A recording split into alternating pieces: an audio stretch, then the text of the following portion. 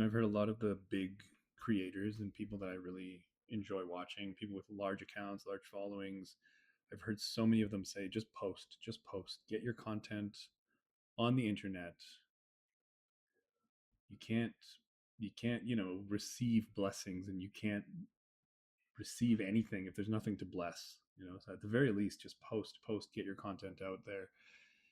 And it's the only way to build a following. It's the only way to build a business. It's the only way to do anything online is if you actually put something forth. And yeah, I absolutely believe that. One of the comforting things that I heard from somebody was that if nobody sees it, then what are you worried about anyways? Because nobody's going to see it. And right now, I think I have 3 subscribers on my channel, and one of them was like a courtesy subscription. I don't think people actually watch my content, but I've gotten in my head a lot about what it would be like in the future if and when people actually followed me. Would they look back and judge my previous content? So then I hold myself to this future standard that maybe it's just another way of saying I'm afraid of being judged, and it's just another way to justify being self-conscious and afraid. But one of the things that I know that I want to do is to kind of do like a stream of consciousness, just an idea capture. One of the reasons is to take the transcript and feed it to Claude, which I use as my AI assistant right now, and just give it my ideas and give it my thoughts. And whether that's in Notion and second braining stuff and putting things together and connecting ideas, or doing research for me to validate what I'm thinking and saying, or just to show people the behind the scenes of my channel, I know that I have wanted to, and I've been telling myself I want to capture these like random things. And so before I, get so formal and fancy, and whether it's an iPad and posting on the screen, or I really want one of those e-glass things that you can write on, and then it looks like I'm writing on the screen. So excited about those. I might have to get one of those because I think it's so cool. But I'm going to start with a pad of paper, and I'm going to show you. And this is one of the things that has resonated with me and has been bouncing around in my head for so long. Like this topic, this line of thinking that I'm about to share with you, it has been, bouncing around in my head for a long time. And it started out in the 6th grade. And where I am in Canada, the 6th grade, I think I was, 12 or 13 years old. And we did a unit, and pardon my eye contact, but yeah, I'm going to look down as I write, of course. We did a unit in the 6th grade on forensics. It was like an introduction to forensics unit. And it struck me right at the beginning of the unit so much that I'm about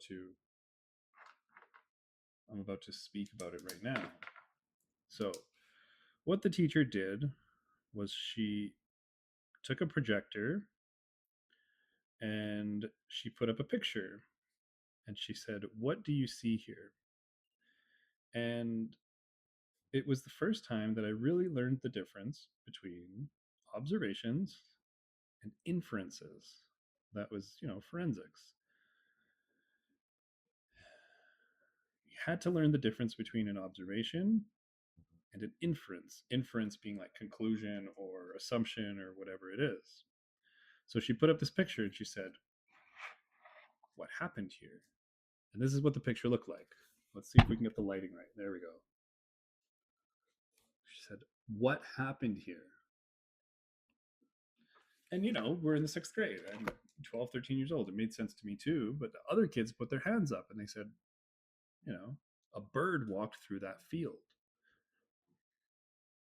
And I was like, yeah, good answer. Obviously, a bird walked through some snow. There are bird tracks in the snow. And I can't remember exactly if they said snow or whatever. But when you look at this, you think, yeah, a bird walked through that field. And the teacher said, no, that's an inference. You've drawn a conclusion. And maybe I need to clarify that, inference and conclusion, but you're drawing a conclusion based on this image. What we need to learn about, and what I did subsequently learn about, was observations. The first things that detectives do, they observe the scene, right? They observe what happened. She said, the observation here is that there are bird tracks in the snow. The assumption or the inference or the conclusion is that a bird walked through this field. We don't know if a bird walked through the field. All we know is that there are bird tracks, or tracks, by the way, tracks that appear to be bird tracks in the snow.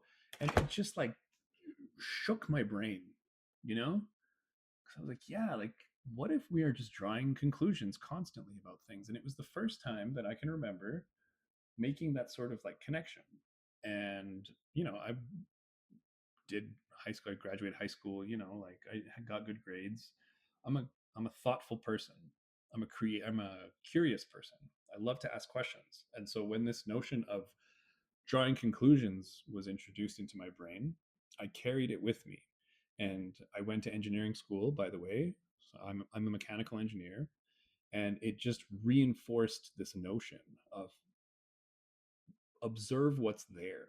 Like when you learn engineering, you learn about like function and purpose and redesign, and like, are you going to change something? Well, why are you changing it?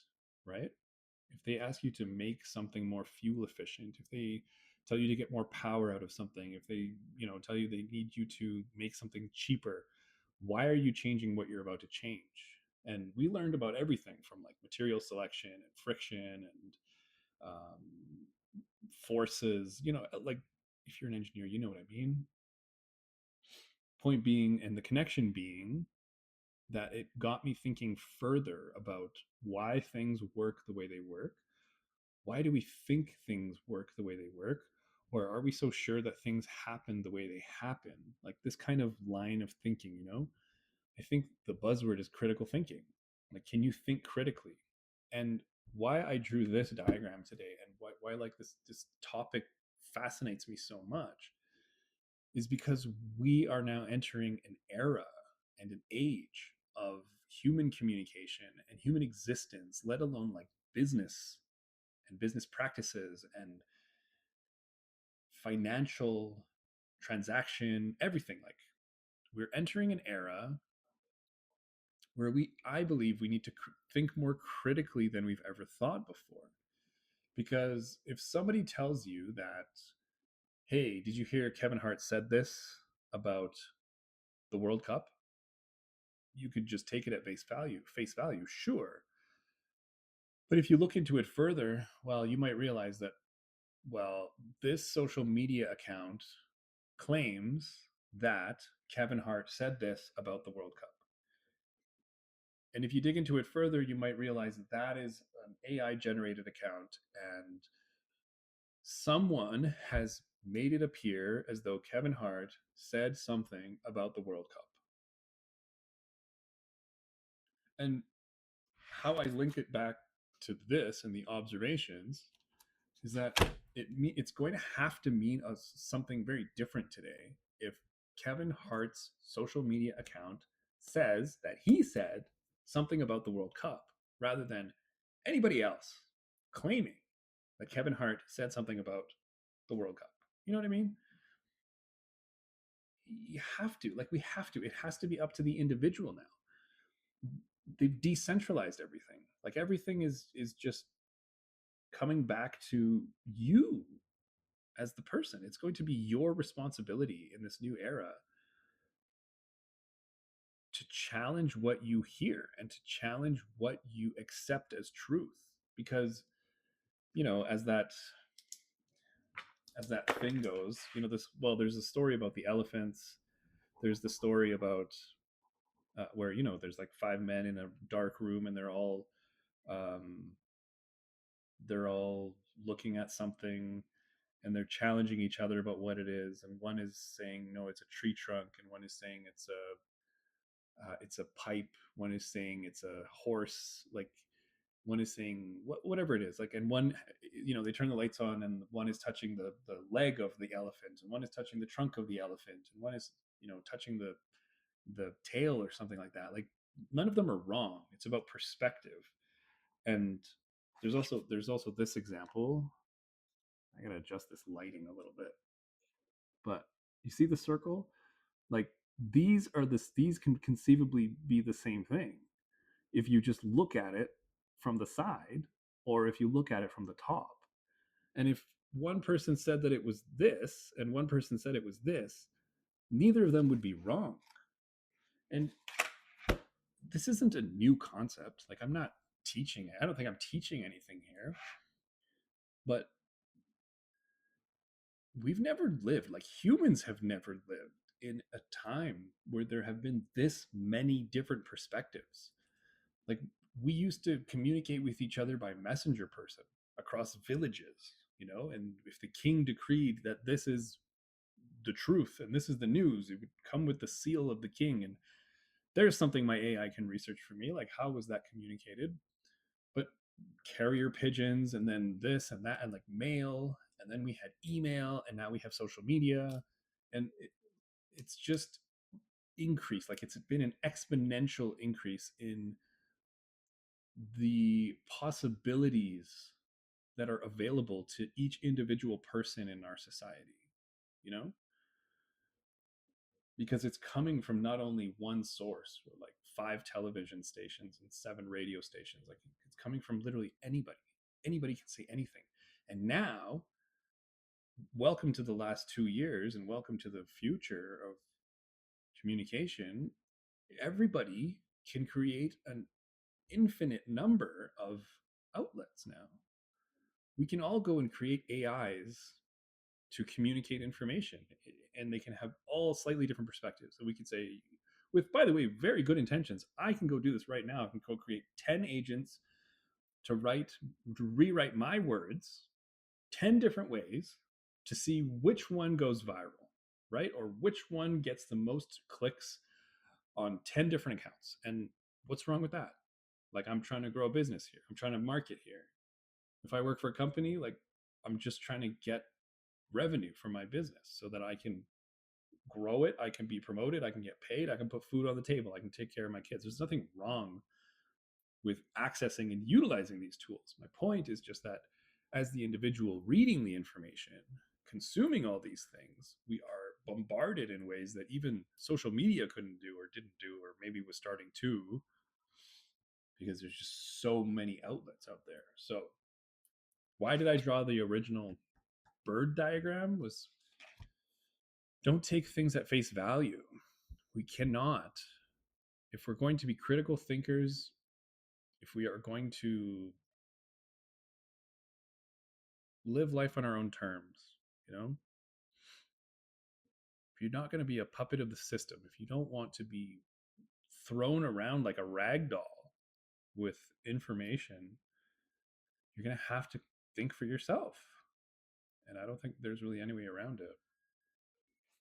Now, I started this out saying that, like, I wanted to do these stream of consciousness, like, thought captures. I'm trying not to be too, like, to the point and have established points, because honestly, when I started this, I didn't write it down. I didn't make a plan for what I was going to say today in full.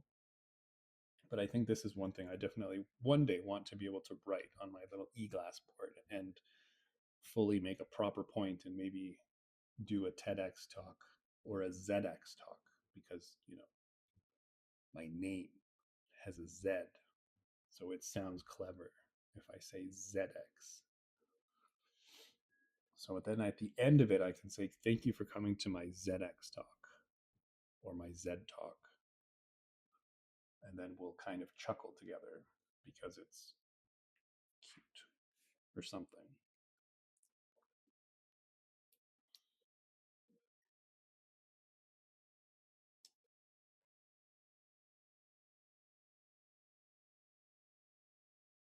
Maybe that's all I have to say about this topic today. It's a good pause.